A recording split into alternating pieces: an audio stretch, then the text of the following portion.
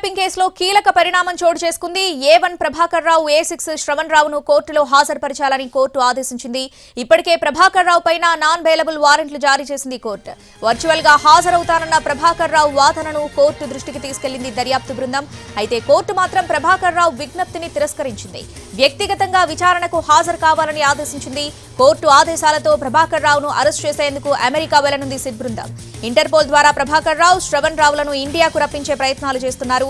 అయితే ప్రభాకర్ రావు అమెరికాలో ఉన్నట్టు సిట్ గుర్తించింది. శ్రవణ్ రావు ఆచూకీని మాత్రం ఇప్పటికీ కనుగొనలేకపోయారు పోలీసులు.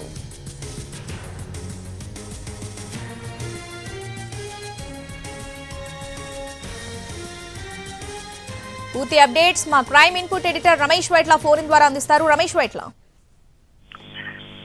ఫోన్ ట్యాపింగ్ కేసులో కీలక పరిణామం చోటు చేసుకుని చెప్పొచ్చు. కేసుకు సంబంధించి ఇద్దరు ఏదైతే A1, A6 ప్రభాకర్ రావుతో పాటుగా ఒక ఛానల్ ఎండి అయిన శ్రవణ్ రావు ఇద్దరు కూడా ఇప్పటివరకు కూడా అటు విచారణ హాజరు కాలేదు. వీళ్ళని ఇద్దరు ఆచూకీ కూడా తెలియదు. అయితే దీంట్లో ప్రభాకర్ రావు కేసు నమోదైన తర్వాత అతను అమెరికా వెళ్ళిపోవడం జరిగింది. తర్వాత శ్రవణ్ రావు అటు కెనడా నుంచి అటు లండన్ నుంచి ఇతర ప్రాంతాలు వెళ్ళిపోయినట్లుగా అధికారులు గుర్తించారు. అయితే ఈ కేసులో A1 గా ఉన్న ప్రభాకర్ రావు తాను విచారణకు హాజరు కాలేను, తనకు అనారోగ్య సమస్య ఉంది, తాను వీడియో కాన్ఫరెన్స్ లేదా సెల్ కాన్ఫరెన్స్ ద్వారా మాత్రం అందుబాటులో ఉంటానని చెప్పి అటు పోలీసులకు సమాచారం ఇచ్చారు. అయితే ఇటు కేసు విచారణ జరుగుతున్న కోర్టులో మాత్రం ఛార్జ్ షీట్ ని పరిగణలో తీసుకున్న కోర్టు A1 అయిన ప్రభాకర్ రావు తర్వాత శ్రవణ్ రావు ఇద్దరు కూడా కోర్టులో హాజరుపరచాలని చెప్పి కూడా ఆదేశాలు జారీ చేసింది. అయితే వాళ్ళిద్దరు కూడా ప్రస్తుతానికి అందుబాటులో లేరు.